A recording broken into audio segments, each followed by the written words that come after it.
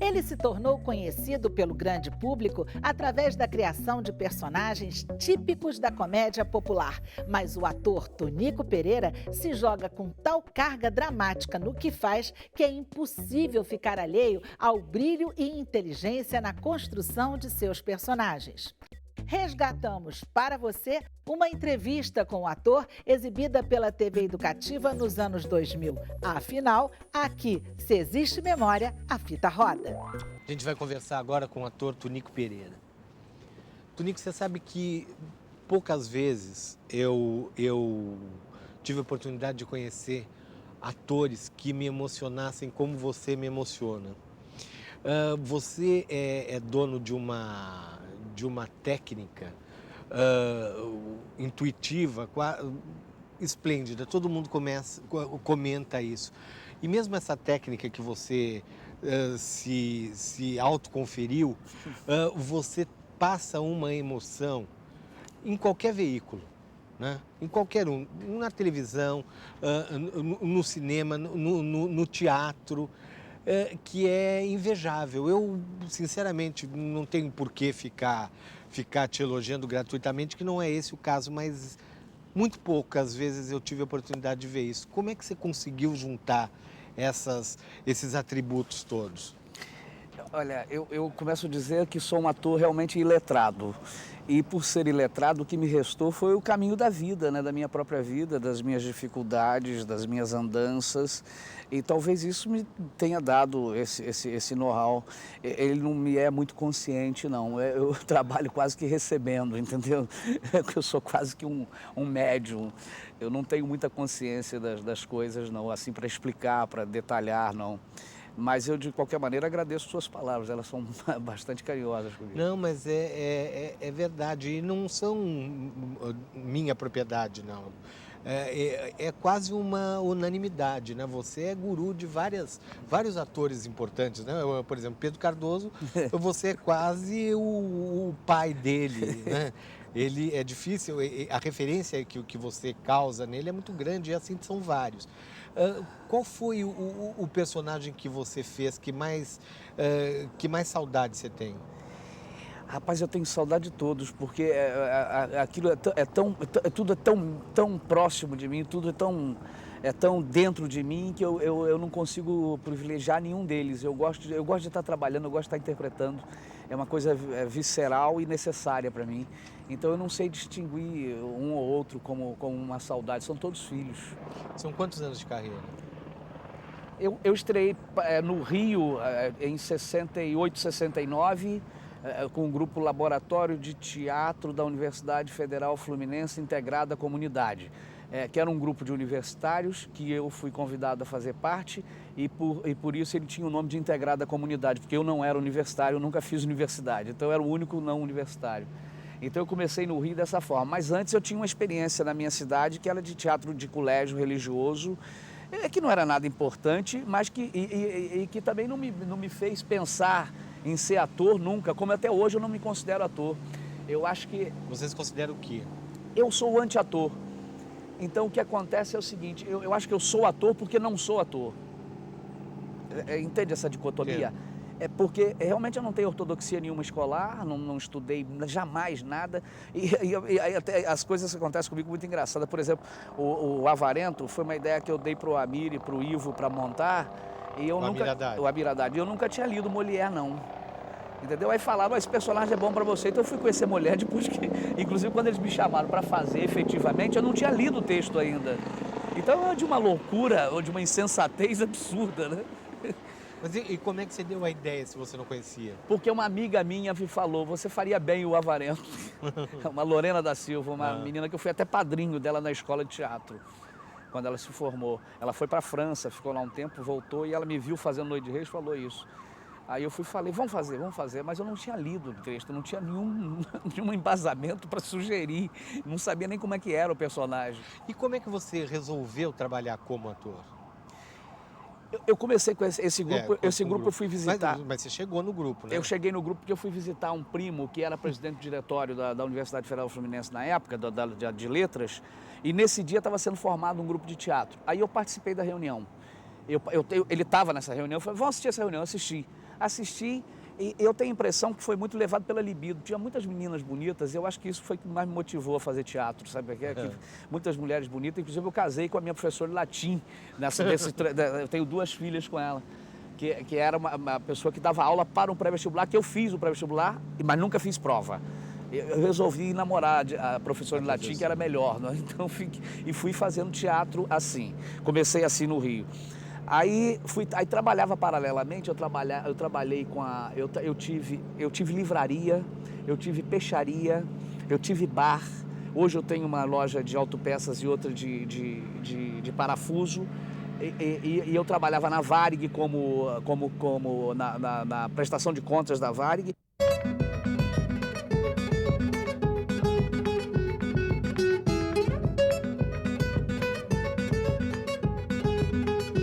Fui mandado embora como subversivo em 68, 69. Você era subversivo?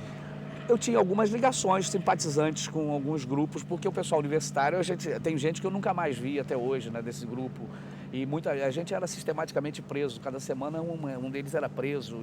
E eu tinha eu trabalhava no Banco Halles, no Banco Crefsul, fui gerente de vendas do Banco Crefsul, isso tudo paralelo mas aí o tempo do teatro foi me exigindo mais, eu acabei fazendo só teatro e largando o resto e passando uma miséria de fome, filha da mãe, na época. Eu me lembro que a minha primeira filha, eu e a minha mulher, a gente comia uma lata de sardinha com farinha por dia.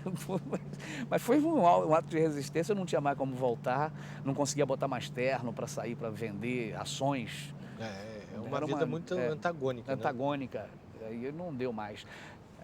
Agora, o teatro, eu obriguei que o teatro me sustentasse também, logo. Eu, por exemplo, comecei fazendo e que ganhava muito pouco como ator, eu ganhava mais vendendo o programa da própria peça do que fazendo como ator. Mas era alguma atividade ligada? Era ligado, mas pelo menos é.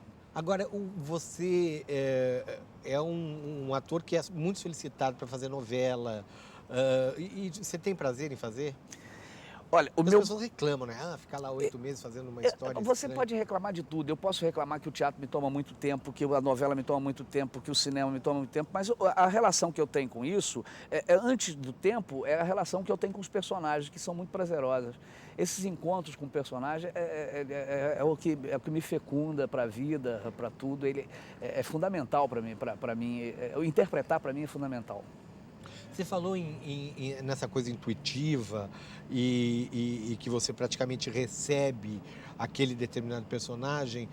Você usa esse termo receber por alguma influência espiritualista qualquer ou Não, a gente sendo brasileiro, a gente tem esse tipo de influência, né? É como ser brasileiro e não ser Flamengo, ou ter uma referência como o Flamengo, eu acho que também temos com a religiosidade, né? O Brasil é um país religioso. Eu não tenho objetivamente, mas eu acho que deve ser mais ou menos isso. A partir do momento que eu não tenho, por exemplo, referências mais fortes e históricas e conceituais sobre um personagem, o que me resta é essa coisa que vem e cai aqui dentro e vamos lá. Pois é, agora você recebe aquele personagem, né? Você vai fazer fulano de tal, que conta lá mais ou menos a história do personagem. E como é que você cria ele dentro de você?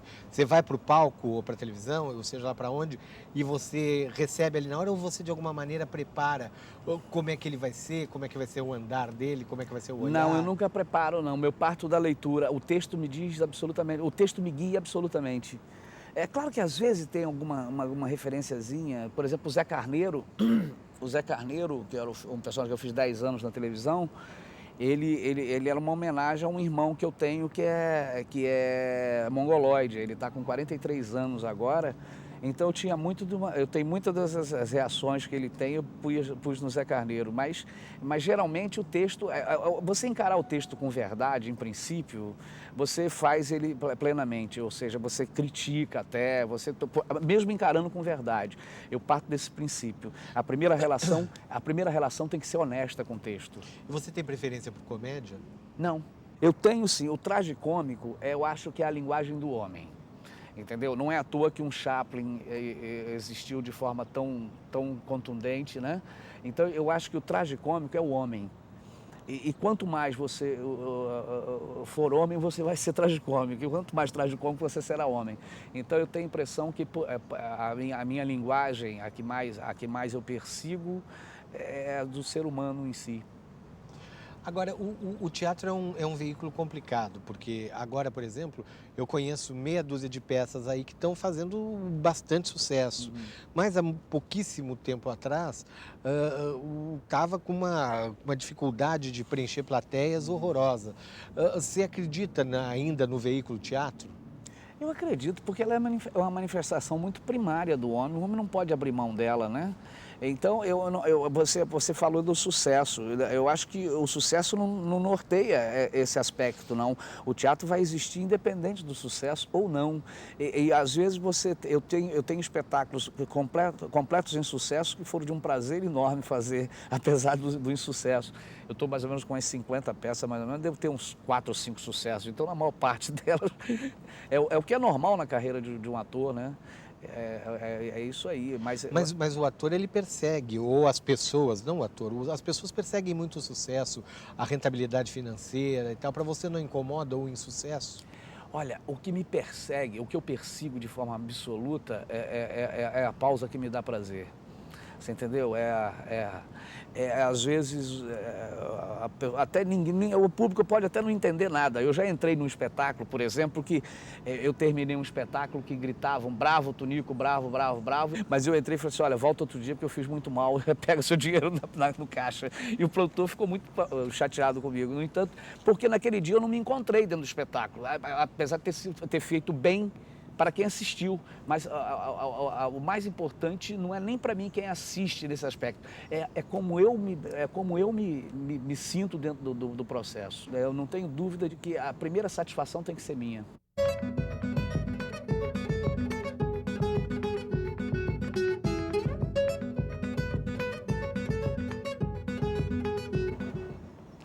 E você normalmente se satisfaz? É difícil, rapaz. Às vezes a gente ensaia 2, 3 meses, apresenta um espetáculo 9 meses, 10 meses, 1 ano e tem um momento de Deus de 1 segundo numa fala que você sente aqui, eu atingi aquilo que eu cheguei a Deus. E compensa? Compensa. Você chegar a Deus, mesmo que seja por 1 segundo, de uma importância fundamental. Mesmo que você tenha que malhado esse 1 ano de processo, você chegar em 1 segundo a Deus, é dos deuses, é fundamental. E o que é chegar a Deus? Espera um pouquinho, responde no próximo bloco.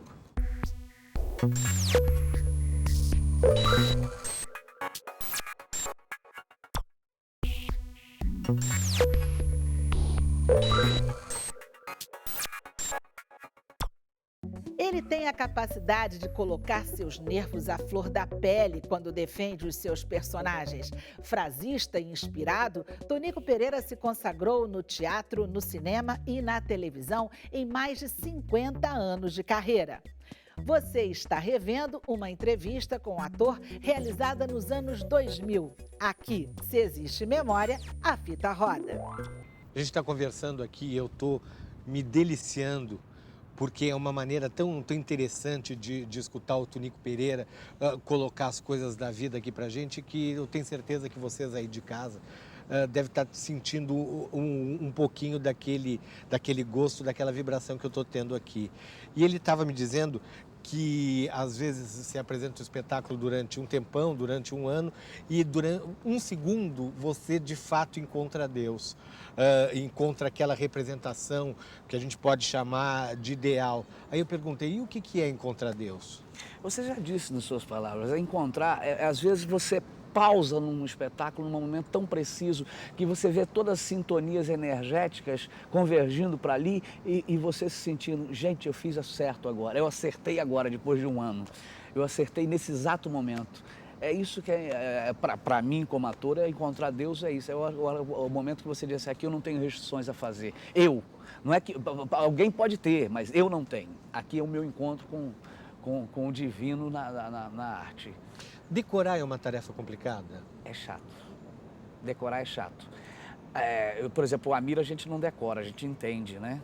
Porque Mas o Amir Haddad é um diretor fora dos parâmetros. sem dúvida. Desde a genialidade dele até a forma dele fazer o Processo. espetáculo, dele colocar, tudo é diferente. É. Eu sou, se pudesse ser um seguidor do Amir Haddad, quanto ao processo criativo do teatro, eu estaria ali absolutamente primeiro da fila. Né?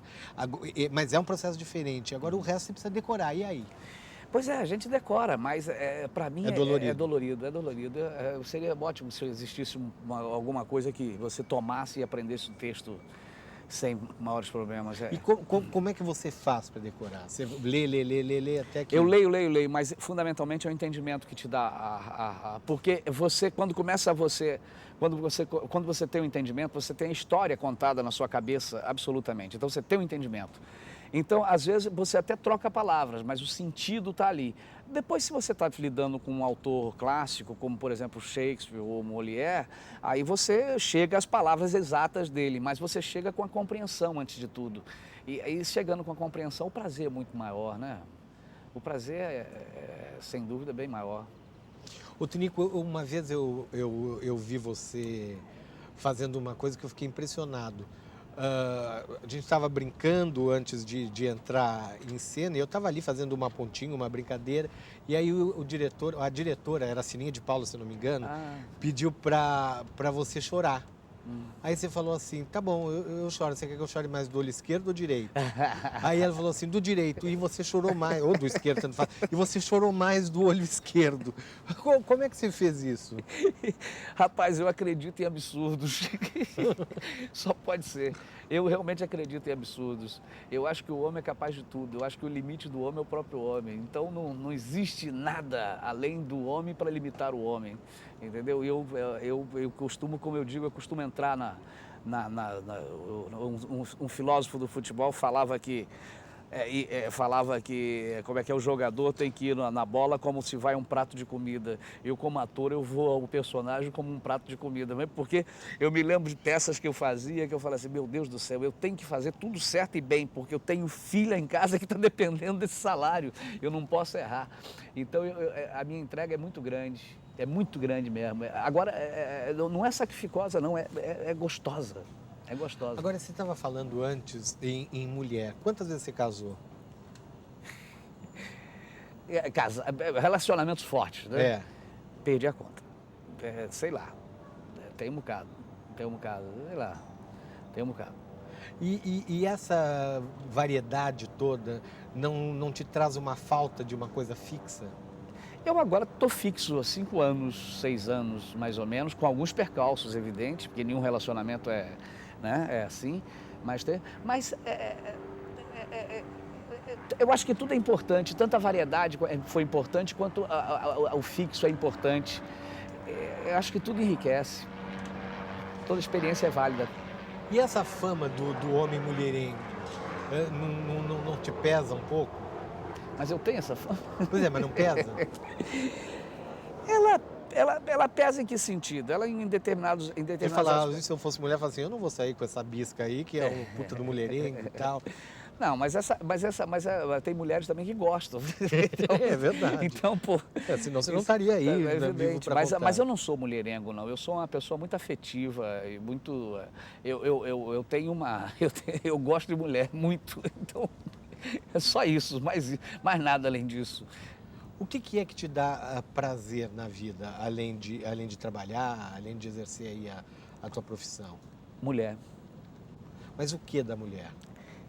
A mulher é a coisa mais linda do mundo.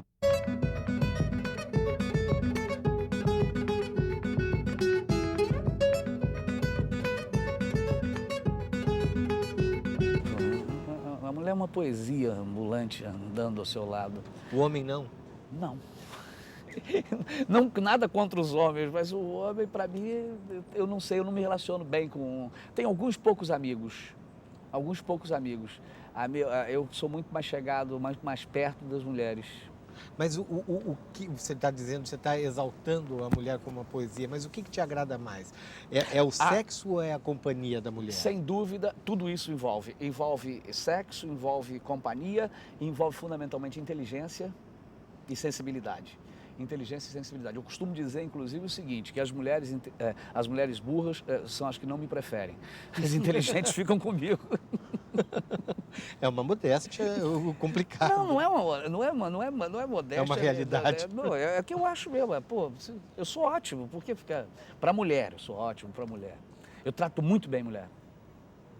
Mas por que essa diferença do ser humano, homem e mulher? Eu não estou falando da preferência sexual, estou falando da diferença da companhia. Eu não sei, macho rapaz. E fêmea. Eu não sei. Não sei. Talvez tenha alguma coisa lá para dentro que eu não pesquisei, mas eu não sei, não. Eu tenho amigos homens. O Ginaldo de Souza é um irmão que eu tenho. Eu tenho outros. Mas eu, por exemplo, se o Ginaldo me liga, Tonico, vamos sair para tomar um chopp, e a minha mulher quer sair para fazer qualquer coisa, ele não tem a dúvida que eu vou sair com a minha mulher. Não tenha dúvida. Eu jamais troco um programa masculino, um programa feminino por um programa masculino. Jamais. Mesmo indo jogar bola? Mesmo. Eu deixo de jogar bola. Porque se eu tiver a opção de sair com a minha mulher, eu não vou jogar bola. Agora vocês vão reestrear o Avarento, depois de uma temporada lá no Banco do Brasil, de bastante sucesso, uma peça super elogiada. É uma peça de um texto de mulher, onde tem uma duração de 3 horas. E aonde, invariavelmente, eu vejo o público falar assim, nossa, mas passou voando, eu não senti que são 3 horas. Como é que vocês conseguiram com que o público prestasse essa atenção toda e não sentisse o tempo? Isso aí é fundamentalmente a miradade.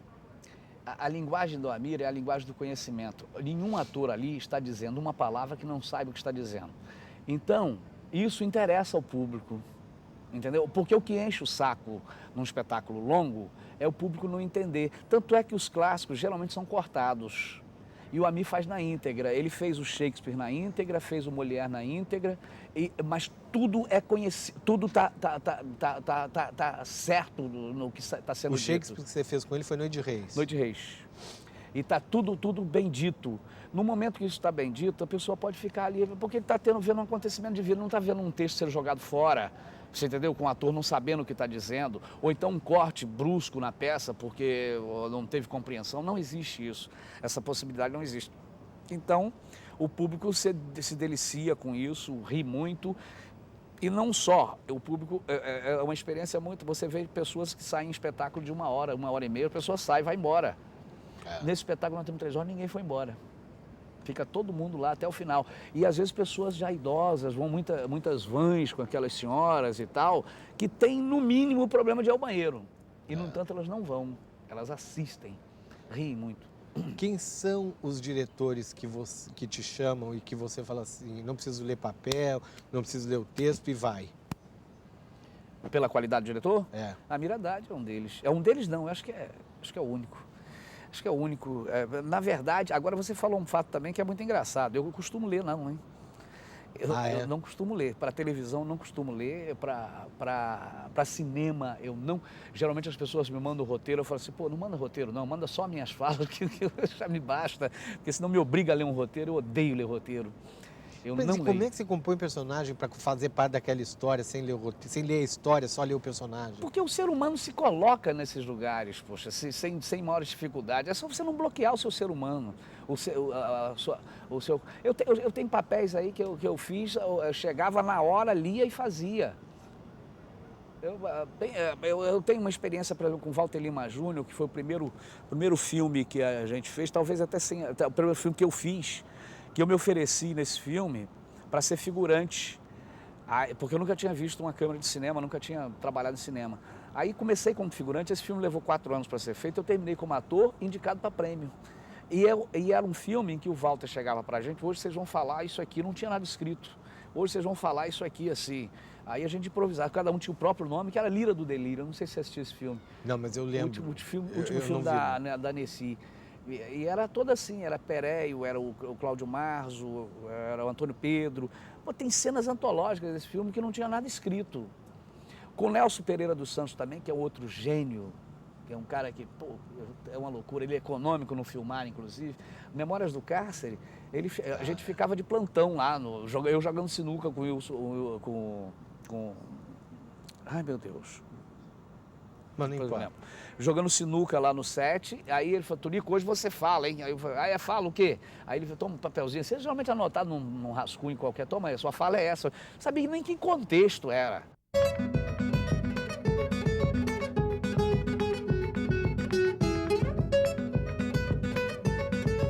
É claro que o cinema é uma arte do diretor, mas você vê isso muito claramente quando o ator não tem, o cinema nacional tem muito disso, das falas às vezes está de fora do diapasão da fita, porque o ator não tem, parece que, maiores empenho naquilo que está sendo dito, ou seja, ele fica só no texto, e só o texto não é nada, o texto você lê em casa, não precisa ir ao teatro, você pode ler Molière em casa, você pode ler, então no momento que tem cena, que tem uma ação, você tem outras correntes, outras energias fluindo naquele negócio. Você não pode entrar e falar um texto apenas. Você tem que dizer, vamos considerar que os verbos sejam diferentes, qualifiquem diferente a coisa. Mas você tem que... Então, você tem que procurar entrar, a continuidade tem que estar muito na sua cabeça, o que você fez, trazendo, para poder entrar num diapasão exato.